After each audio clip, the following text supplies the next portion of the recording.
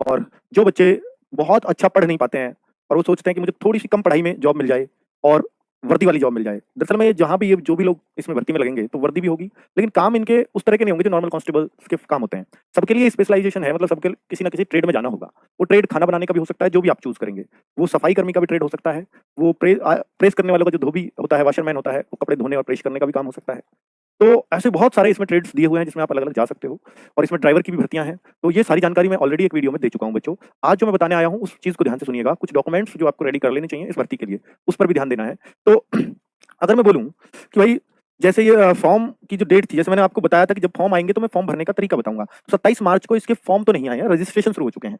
तो रजिस्ट्रेशन कब से शुरू हुए हैं? तो ये रजिस्ट्रेशन जो शुरू हो चुके हैं, स्टार्ट हो चुके हैं बच्चों, वो हो चुके हैं 27/3 से। लेकिन फॉर्म कब से भरा जाएगा? जो फुल फॉर्म है, वो 1 अप्रैल से भरा जाएगा बच्चों। तो रजिस्ट्रेशन में क्या फ़र्क है और फॉर्म में क्या फ़र्क है? वो बात मैं अभी आपको बता रहा हूँ। लेकिन उससे पहले ये जान लीजिए 1 अप्रैल से 25 अप्रैल ही लास्ट डेट होगी फॉर्म भरने की। ठीक है? दूसरा जो सबसे बड़ी बात है कि भैया वो जो एग्ज़ाम है इसका, वो अभी से फिक्स है। यानी सब कुछ आपको क्लियर है। देखिए अप्रैल है आपके पास, मई है आपके पास, जून है आपके पास। पढ़ने के लिए 3 महीने हैं क्योंकि 1 जुलाई से तो पेपर ही है। तो 3 महीने अगर आप इसमें लग के मेहनत कर लो ना और अगर आपको लगता है कि यार मैंने ट्रेड्समैन के लिए पहले ही मन बना रखा है, तो फिर कुछ और मत सोचो क्योंकि इससे कम फिर किसी और की कट ऑफ नहीं जाती है। ठीक है बच्चों? तो फिर इसमें लग जाइए। 3 महीने लग के मेहनत कर दीजिए हमारे साथ, हम निश्चित तौर पे आपका बेड़ा पार करवा देंगे बच्चों।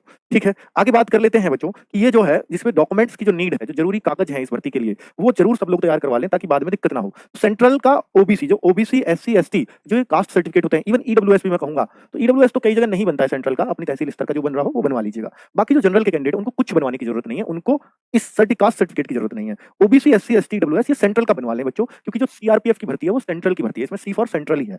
तो स्टेट का ओबीसी ना हो, आपका स्टेट का एससी सर्टिफिकेट ना हो, उस पे ये लिखा होना चाहिए कि आप शेड्यूल कास्ट से या आप अदर बैकवर्ड कास्ट से बिलोंग करते हैं under the government of India. वो आपके सर्टिफिकेट पे अंदर लिखा होगा, अगर आप पढ़ोगे तो 4-6 लाइनें जो लिखी रहती हैं। ठीक है? स्टेट का डोमिसाइल, जो डोमिसाइल सर्टिफिकेट बनता है वो स्टेट का ही बनता है। अब आप कहो सर ये भी तो सेंट्रल की भर्ती है, सेंट्रल का क्यों नहीं? तो बच्चों क्योंकि स्टेट में आप निवास करते हैं तो वो स्टेट वेरीफाई करेगा कि भैया आप मेरे स्टेट में रहते हो, तो वो स्टेट स्तर का ही बन सकता है, वो सेंट्रल का बन भी नहीं सकता। तो जैसे असम में पीआरसी बनता है, बाकी स्टेट्स में इसको मूल निवास प्रमाण पत्र या डोमिसाइल सर्टिफिकेट बोलते हैं, तो वो बनवा लीजिएगा। ये सर कितना पुराना नया, इसका कोई जिक्र नहीं है नोटिफिकेशन में, लेकिन जब आप फिजिकल करने जाओगे, जब ये डॉक्यूमेंट्स चेक होंगे, डीवी में जाओगे, तो आपसे दोनों मांगे जाएंगे 110%। ठीक है? तो इसको अभी बना रहा हूँ, कुछ टाइम पे हो सकता है ना बना पाऊँ वीडियो, आपका वो जी वो बना दो, ये बना दो, तो ये तब के लिए बहुत काम करेंगे आपके, नया पुराना चल जाएगा, कोई दिक्कत नहीं है। 10th का मार्कशीट एंड सर्टिफिकेट, तो 10th की यानी जो जरूरी डॉक्यूमेंट्स पड़ेगा वो 10th का भी आपको इसमें मार्कशीट और जो पासिंग सर्टिफिकेट होता है वो आपके पास होना चाहिए। ठीक है? तो ये 3 डॉक्यूमेंट्स मस्ट है और चौथा है आपका आधार कार्ड। ये शायद सबके पास होता होगा, लेकिन अगर आप ड्राइवर की भर्ती देख रहे हैं तो डीएल आपके पास एचएमवी होना चाहिए। ठीक है? तो यही डॉक्यूमेंट्स हैं जो भी आपको अपने पास रखने हैं होल्ड करके।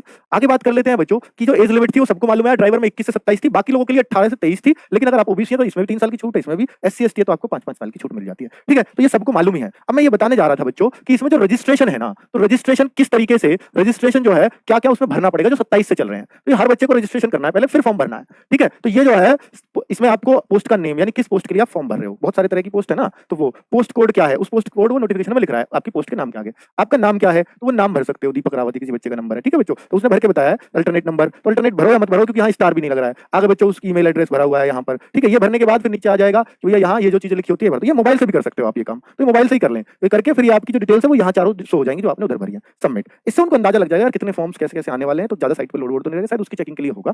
कुल मिलाकर के बच्चों ये सबमिट हो जाएगा और फिर आप 1 तारीख से फॉर्म भर सकते हो। क्या ये करना जरूरी है? ऐसा तो अभी कह नहीं सकते कुछ, पर 1 तारीख से ही फॉर्म आएंगे, इसका मैं ये सीधा-सीधा आपको ये आइडिया दे रहा हूँ। ठीक है? अब ये भरेगा, नहीं भरेगा या भर दोगे कोई फायदा होगा या नहीं, सबको भरना पड़ेगा एक के बाद, इस सवाल का जवाब अभी मेरे पास नहीं है। हो सकता है एक के बाद सीधे ही फॉर्म खुल जाए, इसकी जरूरत ही ना हो। ठीक है बच्चों? आगे बात कर लेते हैं।